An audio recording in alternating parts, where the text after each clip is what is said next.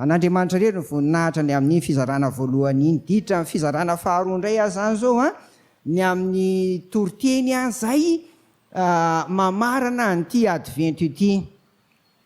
Andao resahako amintsika vetivety a, lasa saina rehefa namaky an'le Genesis toko 13 a, 7 ka hatramin'ny 15. Fa misy fanontaniana ary havana, misy fanontaniana foana apetraka Andriamanitra amin'ny fiainantsika. Ny fanontaniana voalohany dia ny 7 nataony tamin'ny Adama io, aiza moa ianao? Aiza moa ianao ry Adama? Tsy nitserona be ohatr'izany kosa izy.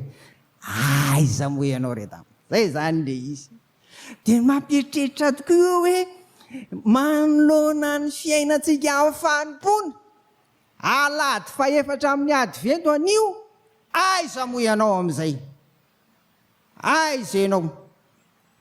Aiza ianao amin'ny fiainana ny advento? Aiza ianao amin'ny fiainana ny fanetretena? Aiza ianao amin'ny fiainana amin'ny fanompona ny tompo? Manontany atsika foana. Fanontaniana faharoa, 11. Efa nihinananao va ny hazo zay nandrarako anao tsy hinananao?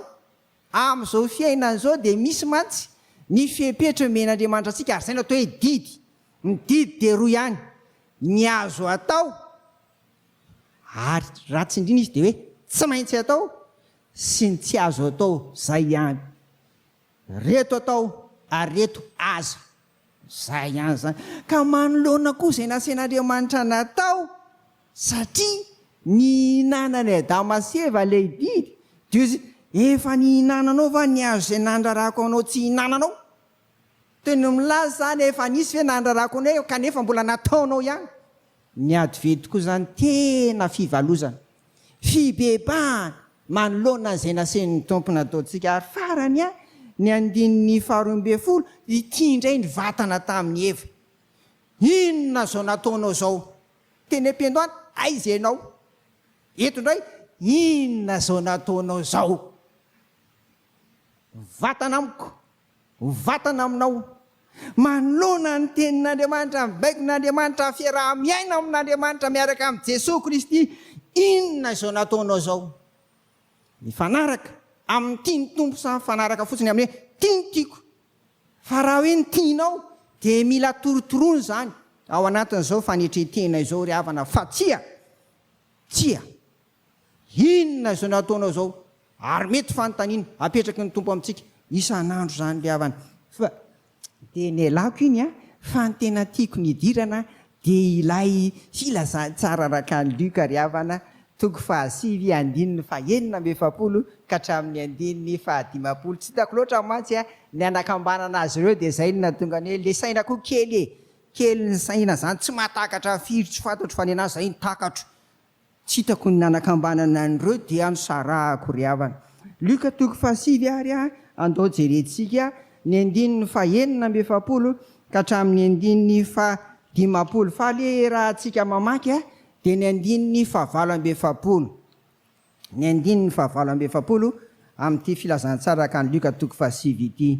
Ndao ary a raha antsika mamaky zany a amin'ny anarany Jesosy ry havana.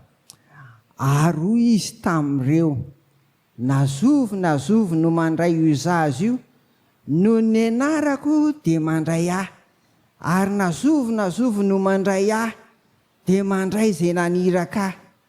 Fa izay kely indrindra ao aminareo rehetra dia izy ny lehibe.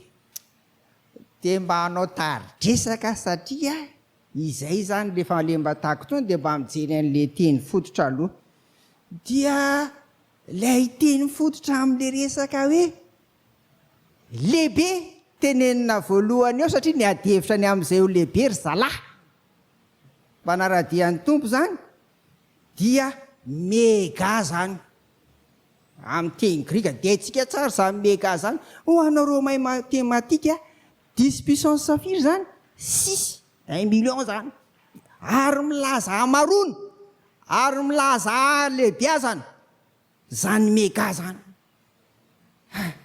Any Madagasikara zany fitadiavana mega zany, mega okty amin'ity telefony ity tantara be mihitsy, ho an'ny tsy manana wifi zany. zay zany l izy firmekany ho azo firmekany mba tadiavina lehibe ary lay kely indrindra voalazy eto de le micron 10 puissance moins 6 jereo a ny ray zany a plus 6 ambony be any ny ray tena tsinitsinina aty ambany ety izay zany tery zalahy ny ady hevitra ny am'izany hoe ka iza ary meka de eto Jesosy ary mampianatra ny micron ho zava-dehibe hitatsika eto ry havana andao ary hoe raha tsika amin'ny saintsaina sy mandinika ny afatra zany tenin'Andriamanitra zany manasanao aho anokatra kely vetivety ny Luka 2:20 andinina 7:20 22-24 mbola Luka any a 22-24 donc mba vakitsika indray ndao vakitsika ary nisy koa ahoana hony fifandirana atao aminy ny am'izay anankiray amin'ny atao inony atao lehibe te mahagaga nefa tsy vita teto ty tantary ty fantatry ny tompony ao an-tsainy reto mpanaradia amin'reto zany fantatry ny tompo de rehefa fantatry ny tompo de tonga de nisy nareo zany tena ohatrany hoe miady hevitra amin'tsisy antony de nampianaro ny tompo de io izy de nakakizy izy de niteny an'ity rehefa naka le akizy kely le zazakely izy de niteny an'ity zany hoe zany ny atao hoe fanetretena inona ny dikan'izay voalohany zao zany neverina ho vita teo io tantara io ary mihina fa na ny tompo aza de zany ngamba fa eto amin'ity Luka 2:20 de ny apôstôly ray zany hoe ny olona mihitsy zany e natiorako natioranao natioran'ny olombelona mihitsy ny te ho lehibe natioran'ny olombelona mihitsy ny te hisongadina ary natioran'ny olombelona mihitsy a ny mety teo tonga amin'le fiteny andavanandro eo teo vedety de nato amin'ny soratra masina neverina ho vita entona izy tsy vita io Luka 2:20 zany a 2:20 zany fiarahan'i Jesosy sakafo farany niaraka tamin'ny mpianatra io zany eny ary havana raha izany ary dia andao tsika hiditra lalindalina ny am'izay ambara ny soratra masina ny am'izany hoe raha misy zany amintsika te ho lehibe hoy Jesosy amin'ity 9:7 ty de zao nazovy no mandray io zazy io noho ny anarako de mandray ary nazovy mandray ahy de mandray zay naniraka fa zay kely indrindra ao aminareo de izy no lehibe misy afatra roa misongadina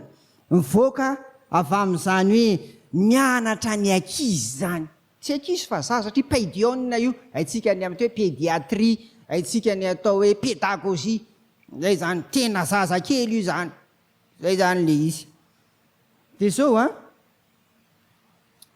voalohany zany de ampianaran'i Jesosy hoe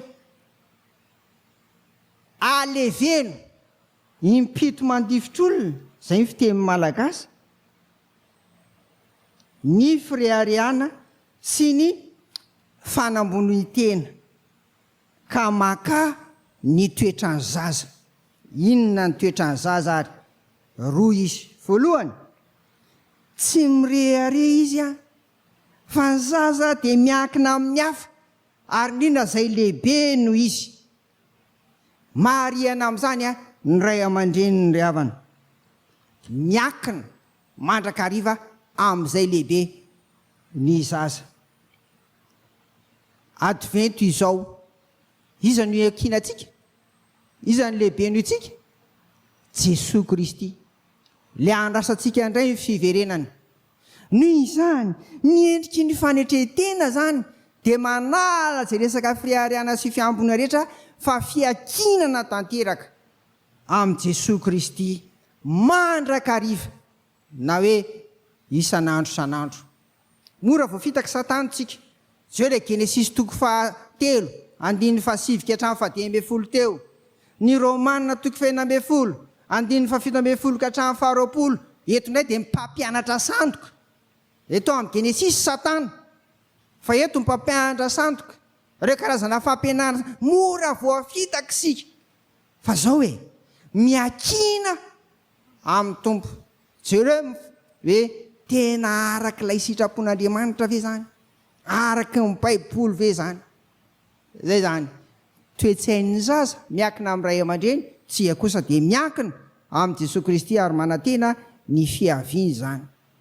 Aseho amin'ny asa zany, aseho amin'ny atao zany. Dia izao le teneniko zay manontany anao zany tompo, inona ny nataonao? Aiza ianao amin'izao? Tantara zany.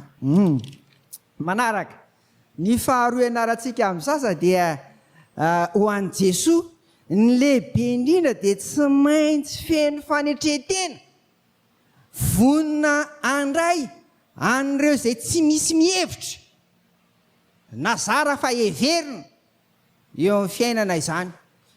Roa tamin'ny andron'i Jesosy aloha no tena misongadina, ny ankizy sy ny vehivavy tsy mba nisaina mihitsy, tsy mba nisaina.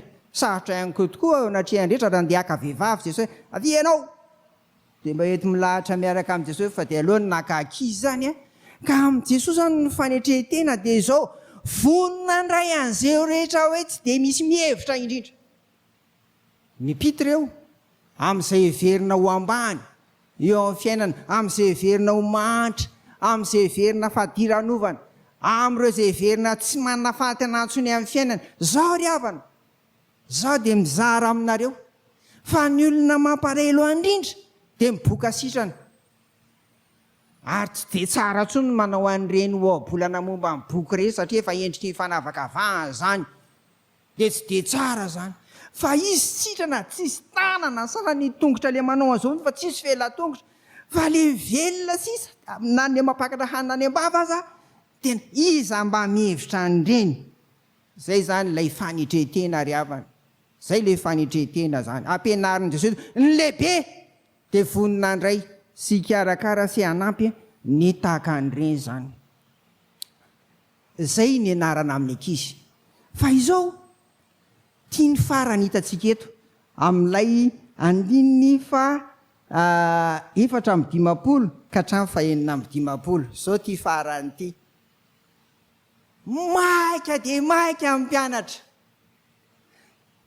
hoe izany lehibe.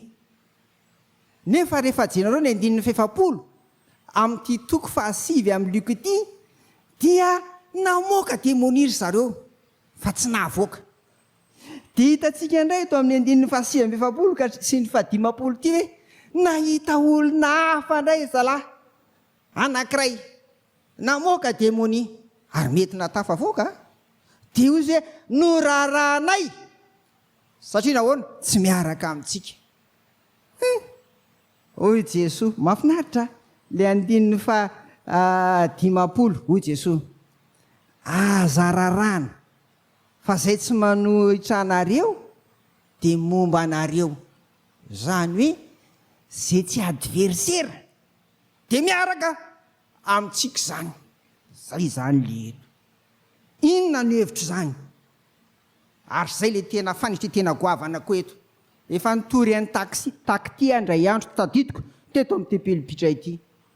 Misy ny olona mihevitra fa fanana ny irery any Jesosy.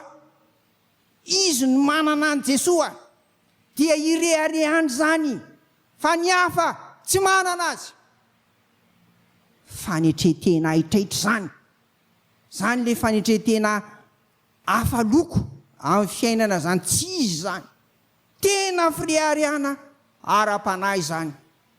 Tiako ny zava-doza samy ao am-piangonana ihany, misy ny sampana mihevitra fa izy, ary ao aminy tena misy ny fahamasinana sy tena misy an'i Jesosy, fa ny hafa eo ihany. Ry havana, tsy fanetreteny zany, ary indrindra miandry ny fiavian'ny tompo isika.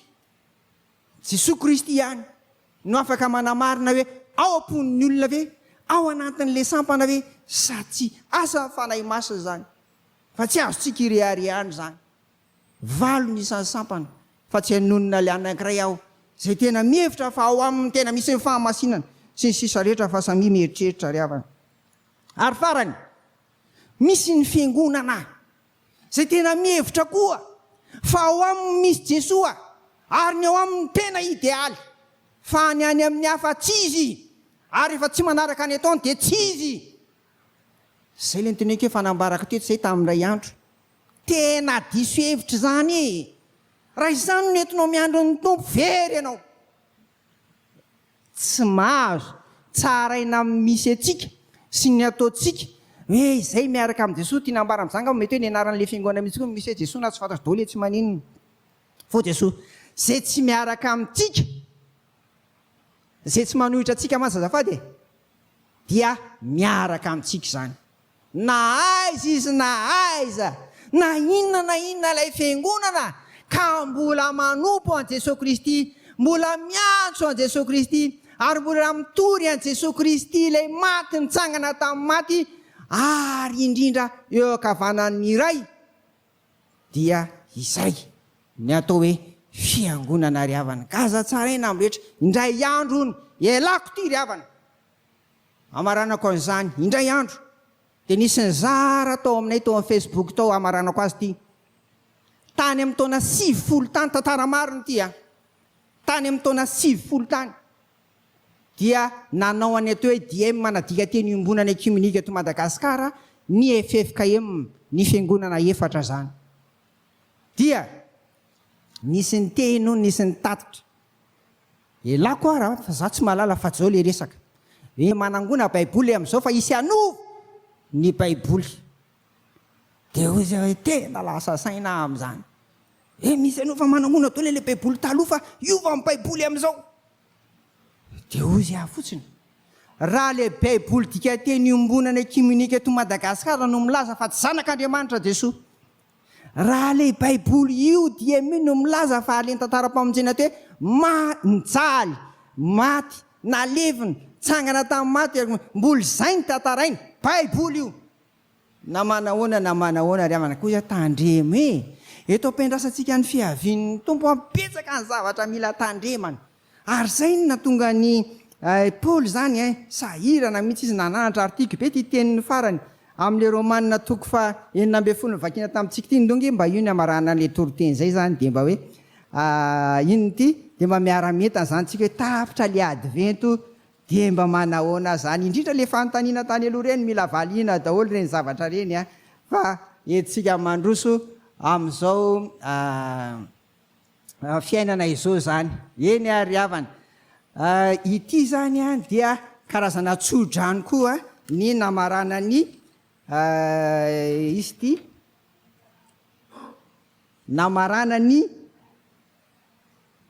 Paoly efa be le voalaza ry havana dia ohatrany tady ihany namarana ny Paoly an'ity soratra masiny ity zany dia andovakitsika ny 9:10 ho amiko ho aminao amin'izao alahady farany amin'ny advento indrindra miresaka fanitreteny zao isika ndeo hoe raha antsika mamaky zany amin'ny anaran'i Jesosy fa efa niely any amin'ny olona rehetra nilaza amin'ny fanarahanareo ary faly ao noho ny aminareo satria tiako endry amin'izay tsara ianareo ary tsy hiaro amin'izay ratsy.